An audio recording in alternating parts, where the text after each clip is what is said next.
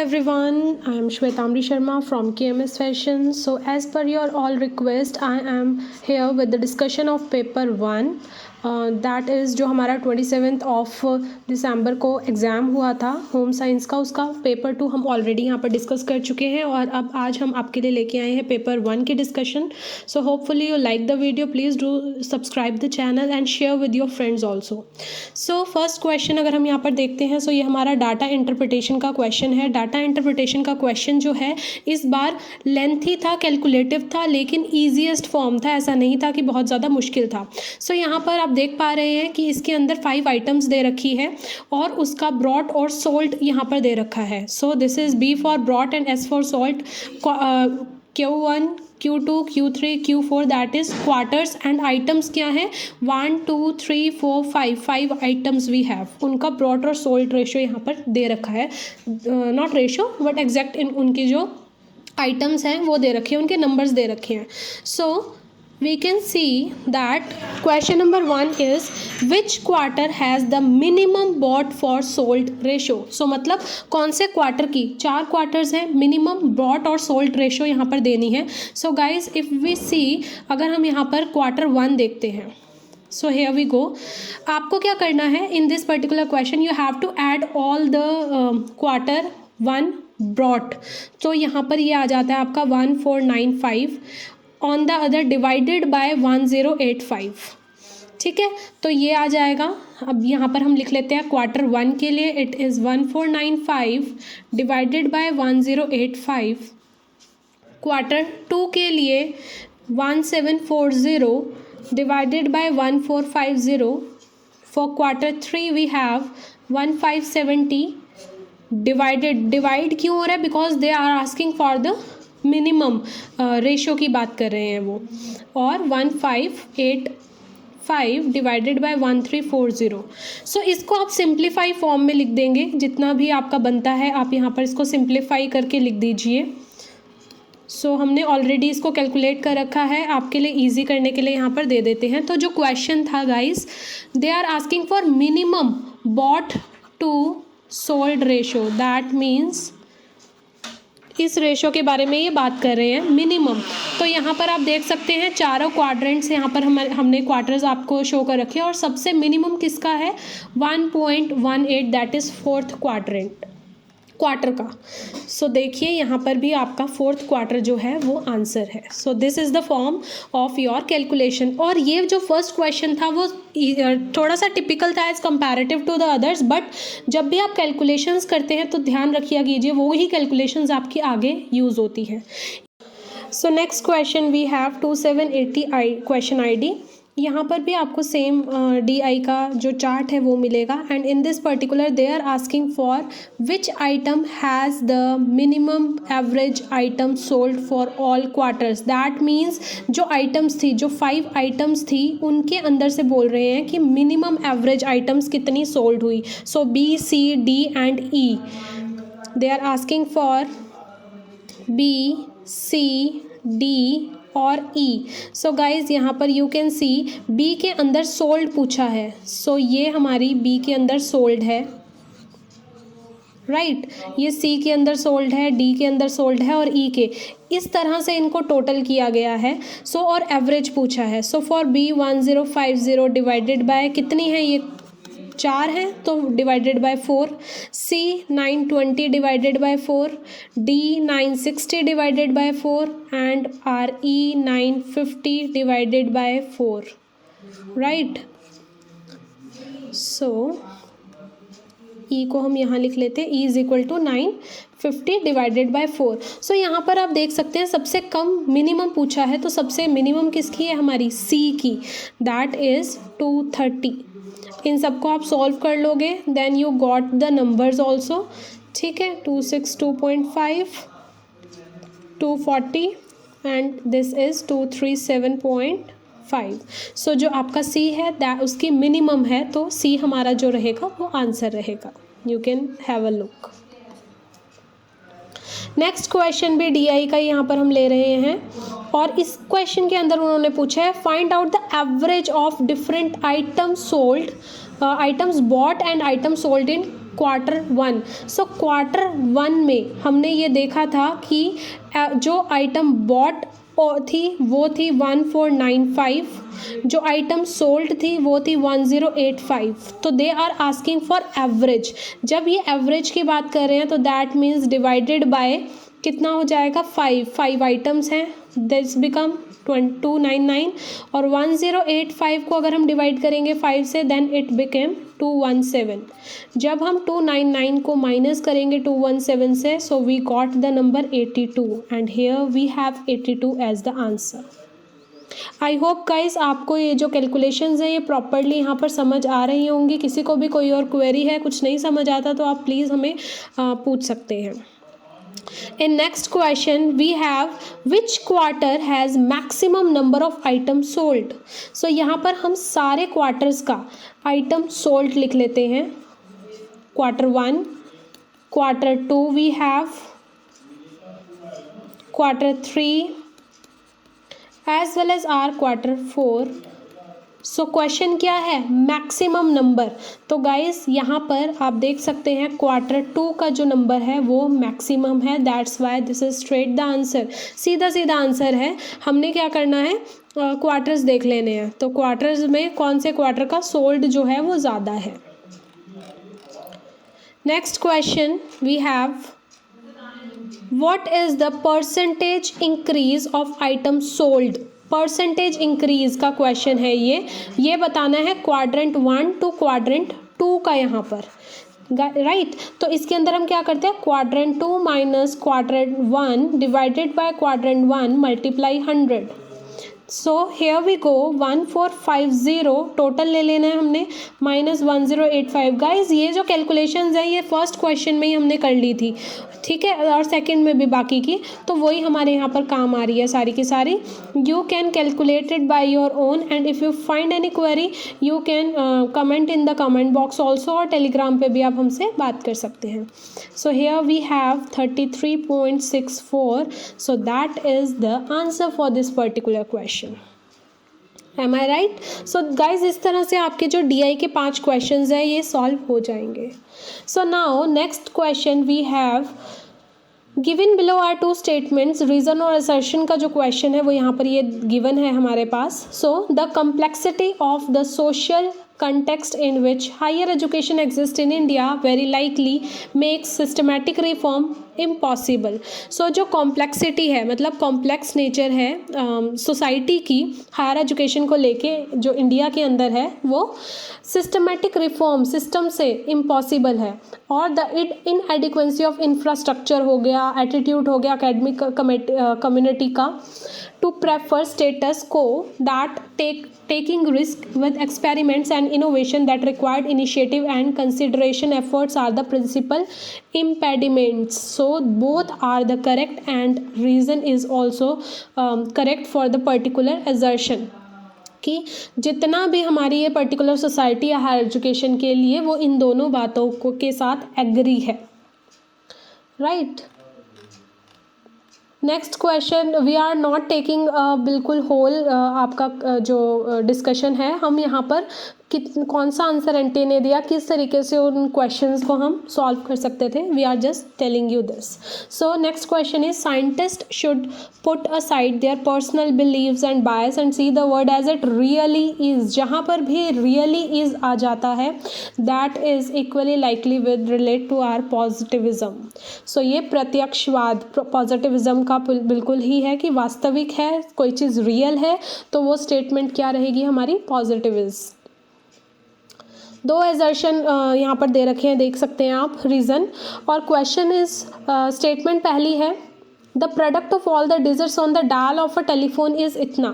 So guys so simple this question is dial, आपको पता है टेलीफोन में 1 होता है, प्रोडक्ट बोला है 2 होता है, 3 होता है, 4 होता है, 5 होता है, 6 होता है, 7, 8, 9 एज वेल एज 0। तो जब सारा मल्टीप्लिकेशन अगर हम यहाँ पर कर लेते हैं और उसके बाद उसको 0 से मल्टीप्लाई कर देते हैं, it became 0। So how come this product be this. So this particular statement is यहाँ पर करेक्ट पूछा है, so incorrect, it's incorrect. Elimination method को अगर मैं यहाँ पर यूज़ करने को आपको बताऊँ, so you can have a look on the options. अगर ए इनकरेक्ट है तो देखिए ये वाली हमारी स्टेटमेंट हो सकती है, ये तो हमारी स्टेटमेंट बिल्कुल ही नहीं होगी, ये स्टेटमेंट के चांसेस हैं और ये भी नहीं होगी। सो दो हमने क्या कर एलिमिनेट मेथड से। Now have a look on the other statement. At 10% interest rate ₹10,000 will become ₹13310 in 3 years with interest is compounded annually. Compound interest है एनुअली, अगर इसको निकालना है तो आप इसको बेसिक सिंपल, अगर किसी को नहीं अभी आता तो भी आप सिंपल इंटरेस्ट से भी इसको निकाल सकते हैं। इंटू 10 डिवाइडेड बाय 100 भी करेंगे तो गाइज आपका आ जाएगा 1000। सो 1000 को आप क्या कर देंगे, इसके अंदर ऐड करेंगे। मैं बिल्कुल थॉरली सा थोड़ा सा करके दिखा रही हूँ। सो ये अगले का बन जाएगा, इसका भी आप 10% ले लेंगे, फिर आप ख़त्म कर देंगे। So you have this number. अब फिर आप दोबारा 11000 के अंदर जब 1100 को ऐड करेंगे, so you got this number. अब आप इसका भी कंपाउंड इंटरेस्ट, इसका भी आप इंटरेस्ट 10% निकालेंगे। Then again you got 1210। So again आप इसके अंदर इसको जब ऐड करेंगे, so you got number 13310। So it's hence proved. अगर किसी को डायरेक्ट कंपाउंड इंटरेस्ट का फॉर्मूला लगा के नहीं भी आता, then also this statement is true, right. So we can do mathematical questions in 2 और मोर वेज। बहुत अलग अलग वेज होते हैं, सो आप बाकियों को भी कंसीडर कर सकते हैं यहाँ पर। So next question is for fallacy. Fallacy के लिए क्वेश्चन क्या है, since all humans are mortal the human race must some day comes to an end. तो ये क्या है, फैलेसी ऑफ कंपोजिशन है हमारी। ये फैलेसी ऑफ कंपोजिशन जो होती है ये हमारी कौन सी है, इनफॉर्मल फैलेसी है। कौन सी फैलेसी है, इनफॉर्मल फैलेसी है ये हमारी, जो अराइज कब होती है, when one infers that sometimes is true of the whole part. जब हमारा कहीं ना कहीं वो होल पार्ट का ट्रू होता है और फैक्ट होता है कि true for some part of the whole, कि कहीं ना कहीं वो चीज़ हमारा पूरे पार्ट के लिए सही है। सो यहाँ पर भी हमारी क्या है, कंपोजिशन की इनफॉर्मल फैलेसी है। करेक्टरिस्टिक्स पूछे हैं स्ट्रॉन्ग हाइपोथेसिस के। तो hypothesis is an assumption.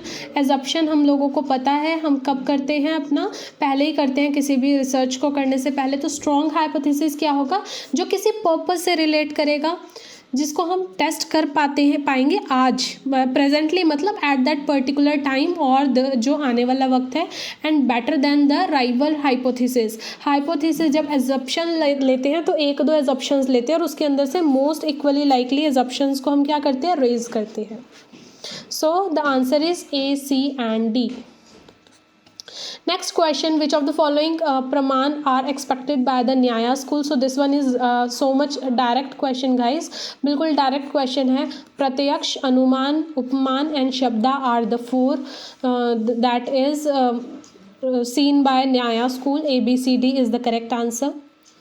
Assertion reason है casual relationship between the independent variable and the dependent variable cannot be established beyond doubt if the researcher fails to control the condition. So जो हमारी casual relation है वो exist कब करती है, जब कोई भी एक variable होता है डाटा के सेट में है, उसका डायरेक्ट इन्फ्लुएंस होता है दूसरे वेरिएबल के ऊपर। ठीक है, मतलब एक ट्रिगर अप करता है किसको, किसी और इवेंट के अकरिंग को।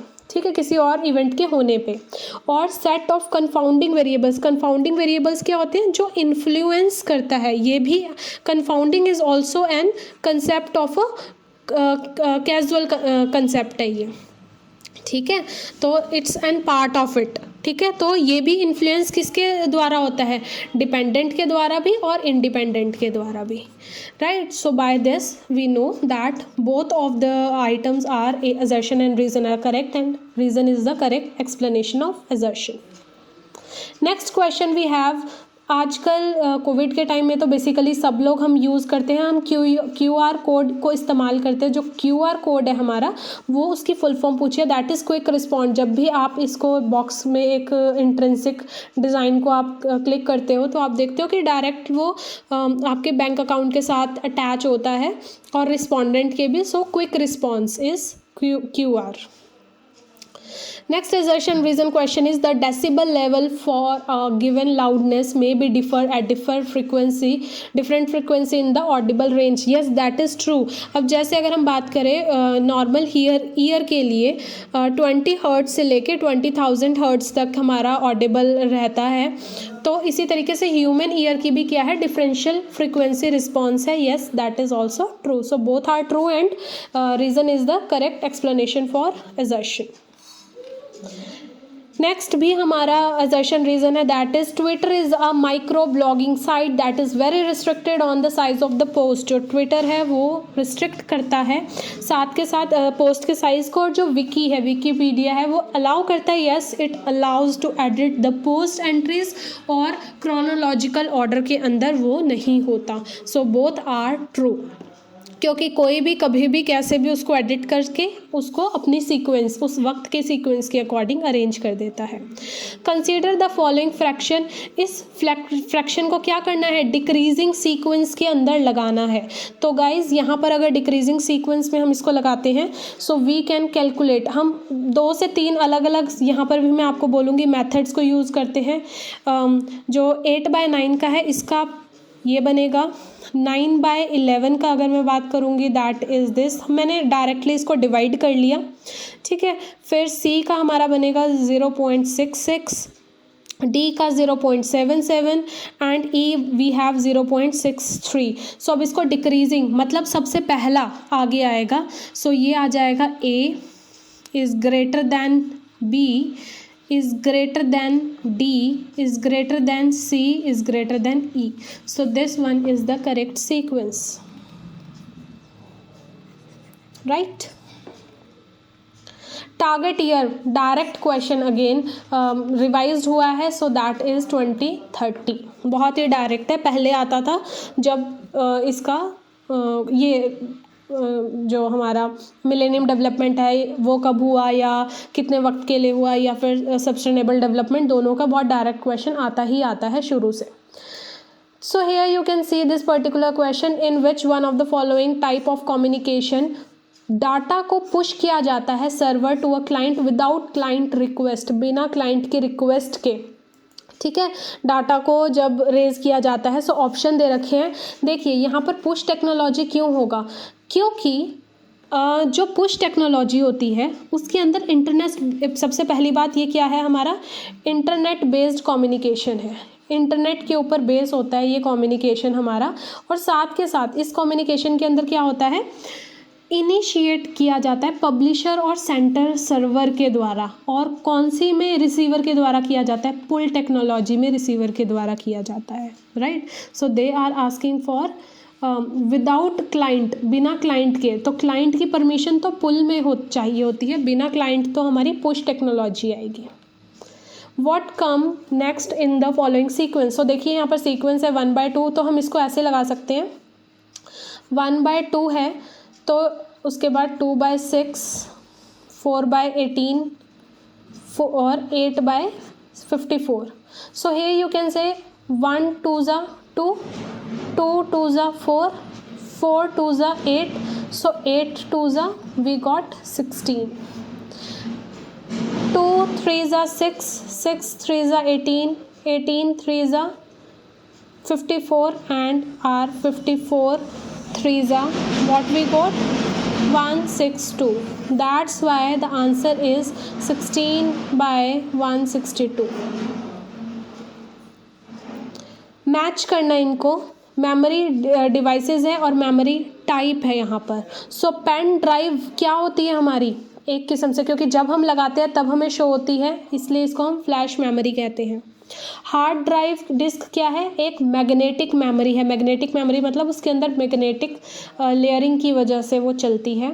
सीडी रोम जो है वो हमारी क्या है, ऑप्टिकल मेमोरी है. और रैम हमारी क्या है, वॉलेटाइल मेमोरी है. सो 3 1 2 4 is the correct answer, right, this one.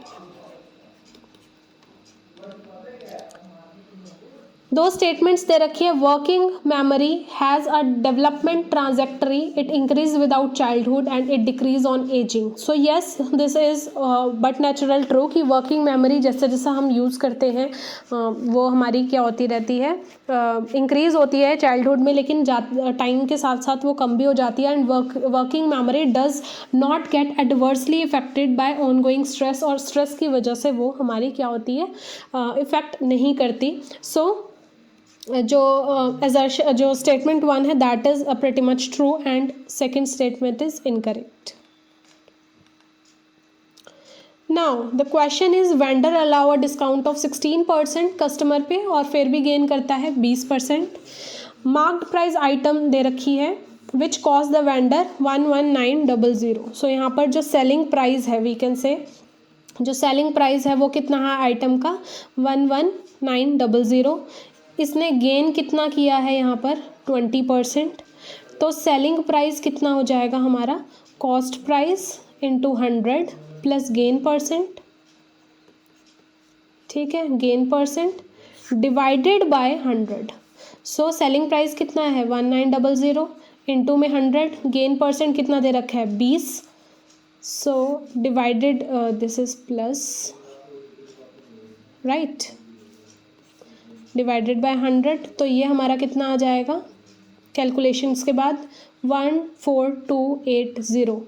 अब इसके ऊपर सेलिंग प्राइस के ऊपर डिस्काउंट कितना दे रखा है उन्होंने 16%। 16% डिस्काउंट का मतलब है आपका मार्किंग प्राइस क्या होगा, सेलिंग प्राइस इंटू 100 और 100 माइनस डिस्काउंट, तभी तो होगा ना डिस्काउंट। सो यहाँ पर जो कैलकुलेशन सेलिंग प्राइस उन्होंने हमने अभी निकाला है उसमें 100 मल्टीप्लाई करेंगे और 100 में से हम अपना माइनस कर देंगे डिस्काउंट को। So we got the number 17,000। So this is the exact calculation. Next we have arrange the given objectives for cognitive domain. Cognitive domain के लिए यहाँ पर है बहुत सिंपल और इजी और सीक्वेंशियल हायरार्की इन्होंने यहाँ पर दे रखी है। तो सबसे पहले अगर हम बात करें हमारे पास क्या आती है, नॉलेज आएगी, फिर उस नॉलेज को हम क्या करते हैं, एप्लीकेशन करते हैं, फिर हम उसका एनालिसिस करते हैं, एनालिसिस करने के बाद हम सिंथेसाइज करते हैं एंड लास्ट में हम उसको क्या करते हैं, इवेल्युएट करते हैं, right. So this is the correct sequence. ये हमें स्टोरेज, कंप्यूटर स्टोरेज डिवाइसेस दे रखी हैं। Magnetic storage which of the following, इनमें से कौन सी मैग्नेटिक स्टोरेज डिवाइस है। So guys magnetic storage device क्या होती है, ये स्टोर करती है डाटा को। मैग्नेटाइजिंग पार्टिकल्स, जो डिस्क या टेप पे मैग्नेटाइजिंग पार्टिकल्स लगे होते हैं उसकी मदद से स्टोर करती हैं। कुछ एक एग्जाम्पल मैं यहाँ पर आपको लिखवा देती हूँ। आपका हार्ड ड्राइव, इससे आपको आंसर तो पता चल ही गया होगा, ठीक है। आपकी फ्लॉपी, आपकी टेप, जो आपका टेप होते हैं, जिप ड्राइव, राइट। और अगर हम बात करें एम रैम, राइट, और कैसेट्स हो गई। सो ये सब आपकी क्या है, मैग्नेटिक कोर, ये सब आपकी एग्जाम्पल्स है मैग्नेटिक स्टोरेज डिवाइसेस का। So D only is the answer.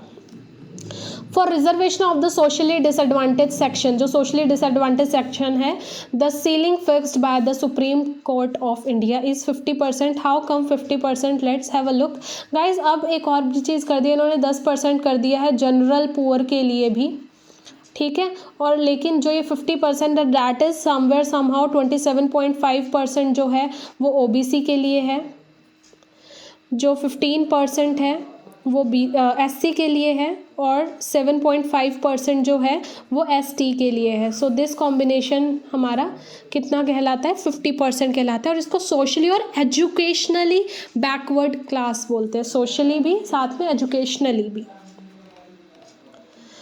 और इसके अंदर भी मैच द फॉलोइंग्स है गाइस। तो ग्राउंडेड थ्योरी जो है वो हमारी, वो किसने दी थी, ग्लेसर और स्ट्रॉस ने।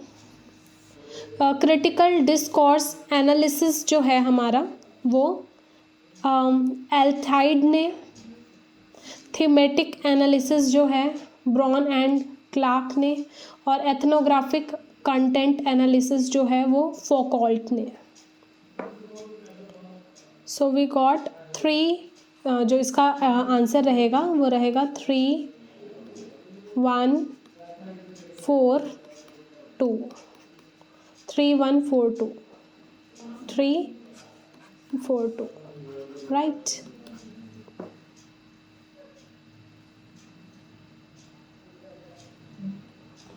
It's 3241, sorry, 3241. yes, यहाँ पर इसको चेंज करते हैं 3 2 4 and 1 right. Functions of language बोले हैं, उनकी एग्जाम्पल है, बहुत ही ये भी डायरेक्ट क्वेश्चन है हमारा. सो डायरेक्टिव फंक्शन हम अब यहाँ पर ऐसे कर सकते हैं. परफॉर्मेंस, क्लोज द विंडो, अगर हमने बोल दिया विंडो को क्लोज करो तो इसका मतलब क्या है कि परफॉर्म कर रहे हैं. ठीक है. अगर हम इन्फॉर्म कर रहे हैं कि दिल्ली जो है वो इंडिया की कैपिटल है. हम और क्या कर रहे हैं, एक्सप्रेस कर रहे हैं कि भाई क्या है, ये हमारा बहुत ही ज़्यादा बैड है. This one is the sequence. Yes, 3 1 4 2. Yes. So wait, A का थर्ड है, ए का वेट, ए का डायरेक्ट कर रहे हैं, डायरेक्शन दे रहे हैं कि हम क्लोज करो विंडो. ठीक है. 1 4 2.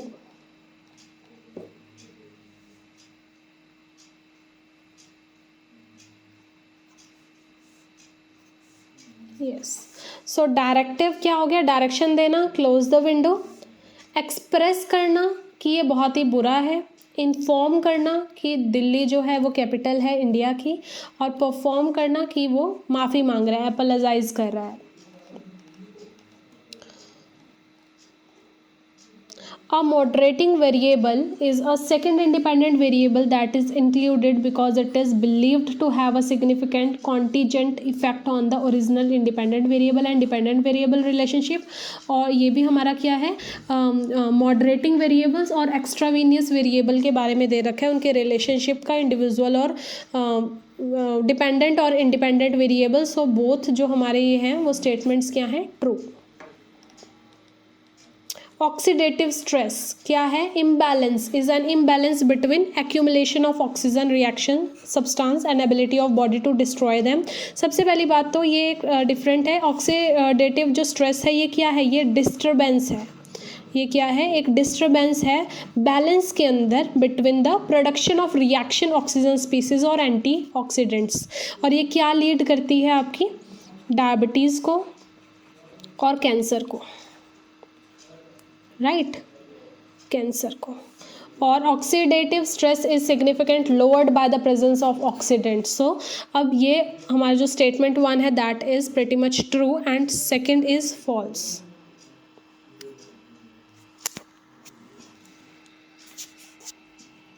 Right. Next, choice based credit का जो क्वेश्चन है वो है, choice based credit system allow करता है, किस चीज़ को अलाउ करता है ये, students to choose which of the following. Choice based credit interdisciplinary को, इंट्राडिसिप्लिनरी और स्किल ओरिएंट पेपर्स को अप्रूव करता है. फैलेसी बतानी है. सो कौन सी है, अब जो क्या है यहाँ पर हमारा सम नॉट दे रखा है. ठीक है, सम नॉट दे रखा है, ये सिलोगिज्म के अकॉर्डिंग है. और नो जेंडर, नो जेंटल यहाँ नो है, सो इट्स ई. ठीक है, दे रखा है. तो इसमें इन्होंने पूछा है, तो ये एलिसिट माइनर की फैलेसी है. एलिसिट माइनर क्या होता है, ये एक हमारी फॉर्मल फैलेसी है. फॉर्मल फैलेसी है, क्यों होती है, कैटेगोरिकल सिलोगिज्म पे जब इनवैलिड माइनर टर्म जो होती है वो डिस्ट्रीब्यूटेड होती है हमारे और जब हमारा कंक्लूज़न आता है तो हम उसके ऊपर उस टर्म को क्या कर देते हैं, डिस्ट्रीब्यूटेड, मतलब अनडिस्ट्रीब्यूटेड होती है माइनर प्रीमाइस में, लेकिन कंक्लूज़न के अंदर वो डिस्ट्रीब्यूटेड हो जाती है. गैसो होल क्या चीज़ है, गैसो होल गाइज एक कॉम्बिनेशन है जिसके अंदर 90% अनलेडेड गैसोलाइन होती है और 10% इथेनॉल होती है, या जिसको हम बोलते हैं ethyl alcohol, right. So the correct answer is mixture of gasoline and ethanol. Assertion reason है again, according to the न्याय system the argument sound is quality because it is visible is fallacious and it commits the fallacy of स्वरूप सिद्धा. So yes, जो दोनों के दोनों हमारे हैं करेक्ट है और रीज़न जो है वो करेक्ट एक्सप्लेनेशन है assertion की. यहाँ पर ये क्लॉक है, ठीक है, 6, 5, 4, 7, 8 कितना बजा रही है 4:40 ये, और ये क्लॉक है ये कितना बजा रही है 6, 12, 1, 2, 6:10. तो देखिए गाइस 4:40 से लेके 5:40 तक एक पूरा चक्कर लगा 360 डिग्री का, ठीक है. और ये इस तरह से, मतलब जब कोई भी चीज़ हमारी ये 40 है, ये 8 वाली तरफ और ये 2 है, तो ये कितना है 180 है, तो इसमें 180 ऐड हो जाएगा, कितना बन जाएगा 540. सो बिल्कुल डायरेक्ट, अगर आपको कोई और इसका फॉर्मूला नहीं भी आ रहा समझ, तब भी आप इसको ऐसे सॉल्व कर सकते हैं. करेक्ट सीक्वेंस देना है डिक्रीजिंग ऑर्डर में as per the storage. So first we have DVD, then we have CD-ROM,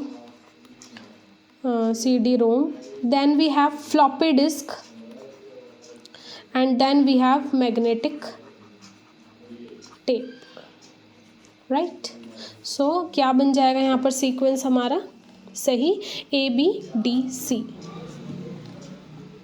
Which one of the following makes communication ineffective? Communication ineffective. Ambiguity का मतलब क्या होता है, कोई भी वर्ड, फ्रेज या स्टेटमेंट जिसका more than one meaning, जिसका एक से ज़्यादा क्या हो मतलब, तब वो हमारी ambiguity हो जाती है. सो यहाँ पर डिज़ास्टर मैनेजमेंट साइकिल के कंपोनेंट्स दे रखे हैं और उनकी एक्सप्लेनेशन भी यहाँ पर गिवन है. सो प्रिवेंशन क्या है, रिस्क असेसमेंट है. प्रिपेयर्डनेस क्या है, लैंड यूज़ प्लानिंग है, प्रिपेयर कर रहे हैं, प्लान कर रहे हैं, नाम से समझ में आ रहा है. रिकवर हो रहा है, कंस्ट्रक्शन. और रिस्पॉन्स क्या है, rescue. Which of the following is termed as the Magna Carta of English Education in India? बहुत सिंपल और स्ट्रेट है. वुड डिस्पैच जो है, डिस्पैच ऑन एजुकेशन, ठीक है, कब हुआ था ये 1854 में. इसको ही बोलते हैं Magna Carta of English education. Statement दे रखी है, education for sustainable development has to be related to the process of taking decision pertaining to economic, politics and natural environment. और कि एजुकेशन की जो सस्टेनेबल डेवलपमेंट है उसकी एजुकेशन क्या करते हैं, is relate to the process of taking decisions. ये इकोनॉमिक के लिए, पॉलिटिकल और नेचुरल एनवायरनमेंट के लिए इसके डिसीजंस लेने किस तरीके से रिलेट करते हैं. और हमें सीनियर सिटीजन्स को इनवाइट करना चाहिए स्कूल्स में, ताकि वो ये बात करें कि उनके समय में, उनके चाइल्डहुड पे वो किस तरीके से सस्टेनेबल डेवलपमेंट के साथ डील करते थे, उसके साथ ही रहते थे. सो बोथ जो हमारी स्टेटमेंट्स हैं that are correct. According to the Indian constitution some fundamental rights जो होते हैं सिटीज़न के, उसको सस्पेंड कर दिया जाता है किस टाइम पे, जब भी कोई नेशनल इमरजेंसी लगती है उस वक्त. इसके अंदर हमारा मैच द फॉलोइंग है. सो इंफॉर्मेशन मॉडल है इंडक्टिव थिंकिंग का. सो ये हिल्दा ताबा ने दिया था, राइट, उसके डेवलपर थे. और इन्होंने क्या किया कि students make journalisation only after data are organised. इन्होंने ये कहा था जब डाटा ऑर्गेनाइज्ड हो जाए तभी स्टूडेंट जर्नलाइजेशन बनाएं. मिनोमिक्स क्या है, ये हमारा मिशेल प्रेस्ली ने दिया था. और उन्होंने क्या बोला कि 2 स्टेज प्रोड्यूस्ड होती हैं जब हम कोई भी रिमेंबर करते हैं किसी भी मटेरियल को किसी भी तुक के साथ। एडवांस्ड ऑर्गेनाइजर्स, ये कौन थे? डेविड। सो इन्होंने क्या बोला, जब भी कोई स्टूडेंट्स ऑलरेडी उसको कोई चीज़ पता होता है या फिर वो लर्न करता है न्यू कंसेप्ट और उसको रिटेन कर सकता है। एंड सिनेटिक्स क्या है? ये बिल गॉर्डन ने इसको डेवलप किया था। प्रॉब्लम सॉल्विंग मेथडोलॉजी है ये, problem solving methodology, right. So, assertion reason, active participation of all the students in the classroom is an indicator of the teacher communication skill. तो अगर actively बच्चे participate कर रहे हैं, so it's true कि teacher जो communication है उसकी अच्छी होगी, और teacher should focus more on classroom management discipline than instruction. No, it is not so. teacher को management पे भी ध्यान देना चाहिए, instructions पे भी देना चाहिए, okay. कम्युनिकेशन सिनेरियो इन विच दो टीचर्स आपस में डिबेट कर रही है 21st सेंचुरी के करिकुलम पे, तो उसको हम क्या बोलते हैं? Interpersonal communication. बहुत स्ट्रेट क्वेश्चन है। Which type of non volatile memory जो है वो हमारी store would most likely store firmware like a computer BIOS. So it is EEPROM, that is electronic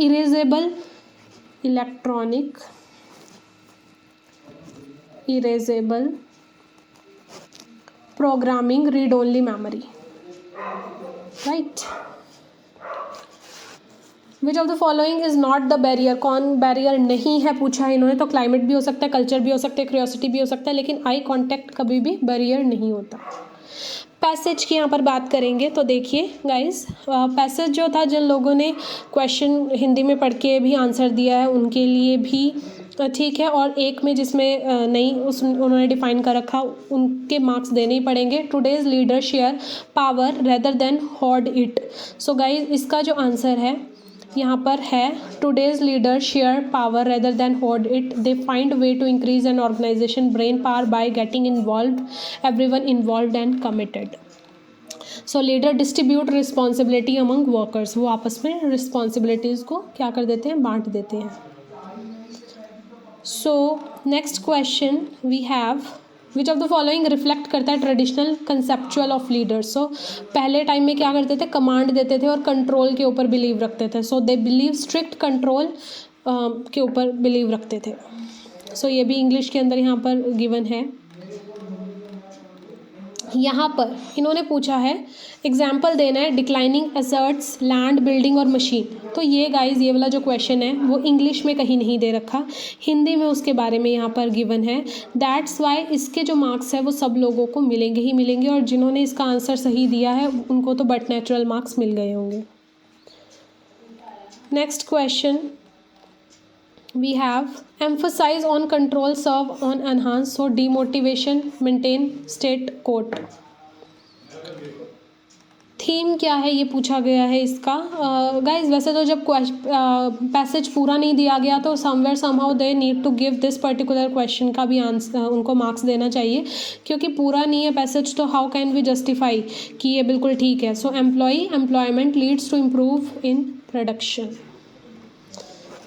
right. So ये हमारे 50 क्वेश्चंस थे गाइज, जो पेपर 1 के थे 27 दिसंबर का पेपर 1 जो था, ये वो मैंने यहाँ पर आपके साथ शेयर किया है सारा का सारा।